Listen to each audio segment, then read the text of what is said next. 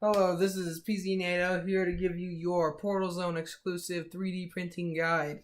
You see, 3D printing is cool because you can build stuff that look cool, build stuff that works cool, and it is just cool to use. It's fun to print. Okay, it all starts here with your computer. The other half is currently recording me right now with my cameraman, who is my brother. Say hi. Hi guys. So what happens is you get a 3D program that gets everything all configured on the computer. Gets it kind of like a version of this on the computer, and once you get it all ready, it chops it all up so it can be printed. Going up and up and up because it starts at the bottom, works its way up, and it goes through a wire. Sometimes they're wireless into the printer. The printer initializes it, and what it tells it to do is go through this long process, which will now be explained. See, it starts with a spool. The spool kind of looks like fishing line, but like thicker and bigger in every way. Sometimes they look like canisters like that. And yeah, so the material in it is plastic. It can be changed colors. Sometimes people have several colors and they combine them on builds. And yeah, 2 different colors.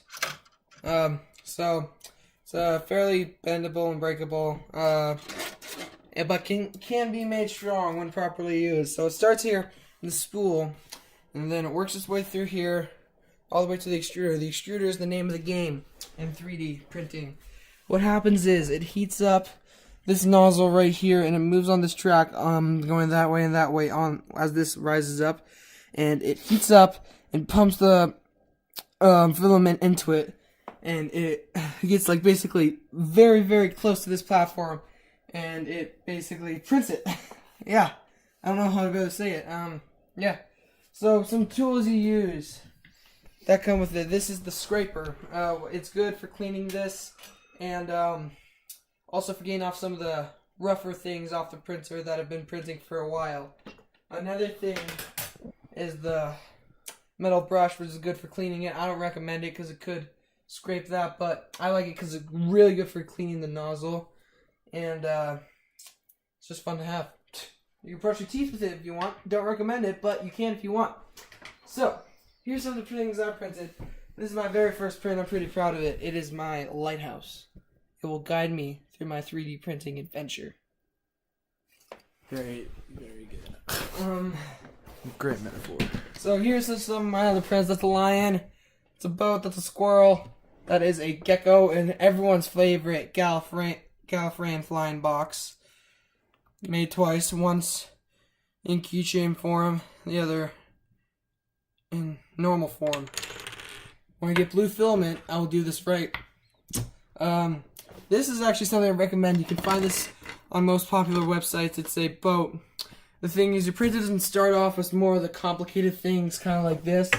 Kind of like this. This is one of the more complicated things. Because all this shapes and it curves and blah blah blah. And start off with this. Is right at that point where it's simple enough and complicated enough to kind of break in your printer. And oops, overboard. So yeah, it kind of breaks it in and makes it really easy. I couldn't do this print beforehand, but once I did the boat, I actually could do it. Yep. There's my gecko. Name's Herbert. Okay, so, if you see some of the blue filament, that's my brother's. He's been printing for a while. You saw him. He's the cameraman. Yeah.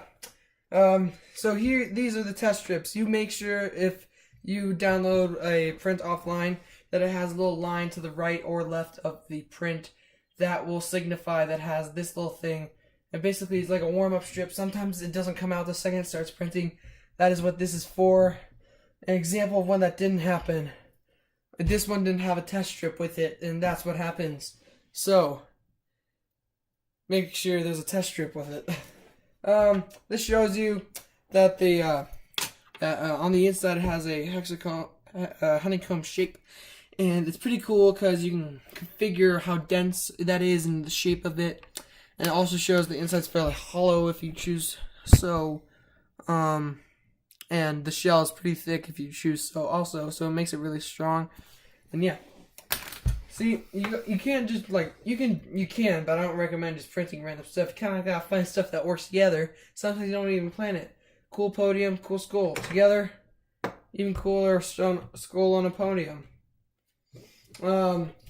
Here are some of the more practical uses. There's a nice carabiner used for carrying water bottles. I think it's pretty cool. My brother made it. One of his better builds. These are some tweezers used. My brother built these for cleaning off the nozzle because sometimes it, when it cools down, it still has some of the filament coming out, which makes it sometimes mess up on the future print. So you just gotta make sure to catch that. This is something I made. It's actually a honeycomb shaped pen holder, and just to give you a rough estimate on how long this took me, I started this at 8 p.m. It finished at 8 a.m. I had it on slow, and slow is probably the best way to go from my perspective because it ensures the least amount of air. So it's going fast. Sometimes the filament drips, and sometimes it catches, and if it catches, you're done. This is what happens if you don't clean the nozzle. It'll slowly stop going, and then you'll have to take it out because it gets all brittle and such. And this is strong down here. Here, it's just brittle. So yeah. These are supports. You can add those in with the software automatically. You just gotta find it in the settings. Makes it a lot easier if they like outcrop a lot. I'll show you the print those went to. These is the print actually these supports went to. I'll show you. This is a game controller. As you can see, this is our plastic. This is what my brother built. Probably his most complicated build. And this is a great example of printing persistence. You see, this took him about a week to make with 4 prints, each one taking about 8 hours. 32 hours of printing time. First one was perfect, but then he broke it on accident, not knowing how to make this part of the controller.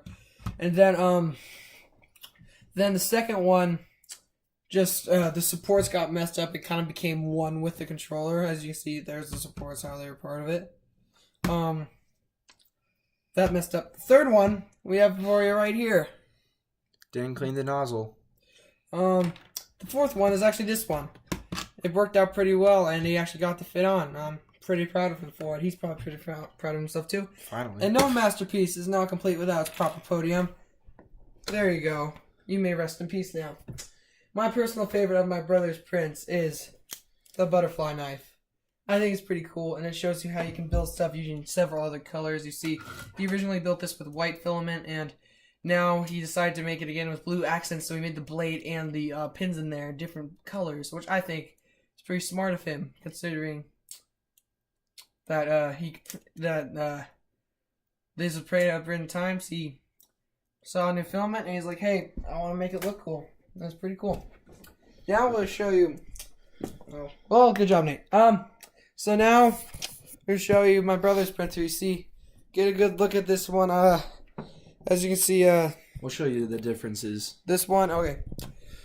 Let's see. Oh, oopsie. This actually goes up and down. Goes up and down, and my nozzle actually, that nozzle up there doesn't go down. It just goes side to side, back and forth.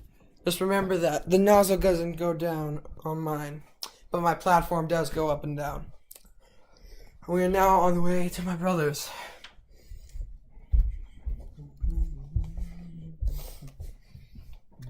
You see his actually I can tell. is different. Oh, there you go. There we go. Now we have light. Didn't make a difference. Yeah, I got this. Let's Okay, see. so basically, mine's a year before, so it's not as advanced. My platform only goes back and forth. Mine goes up and down. His goes up and down, but my extruder goes up and down and side to side. So that's a little bit of a difference. A nice part about Nate's computer versus mine, or printer, I'm sorry, is that my computer is better too. Yeah, his. So my platform here, as you can see, I have to use tape, and eventually when the tape runs out, I have to use glue, which disappeared. Over there. Okay. So yeah, I have to use glue when this tape runs out. But Nate's is glass. Is glass, which this is too, but his glass heats up. so that he doesn't technically have to use the glue, but it's always And because it heats up, the tape would come off and start moving around and break everything. So yeah. Yeah. And then here's his spool. This is my This is spool where we instead got of it the from. cartridges. Mine's in the back, his is on the side. Mine's cool because he gives a little extra room for bigger builds. My platform's a little bigger. Yeah. So yeah. And yeah, that's pretty much mine. This has been PZ NATO'S guide to 3D printing. Can't really see you there. Really dark. Guide. Whoop-de-doo. Here, I got Let's try this again. Our guide to 3D printing. This is PZ NATO. Goodbye.